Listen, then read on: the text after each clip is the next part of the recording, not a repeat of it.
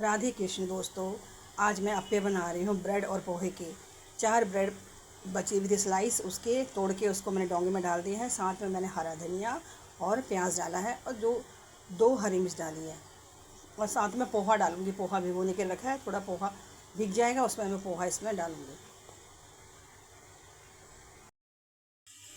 पोहा मैंने इसमें मिक्स कर दिया है। अब मैं इसमें बेसिक मसाले डालूंगी सारे।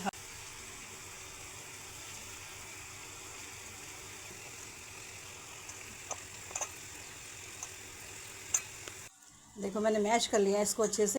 देखिए मैंने बाउल्स बना के रख दिए हैं। सारे इकट्ठे बना लूँगी, फिर उसके बाद मैं इस टाइप के बना रही हूँ। देखिए मैंने अप्पे स्टैंड रख दिया है। अब उनका हल्का हल्का इनके ऊपर से भी ऑयलिंग कर देंगे।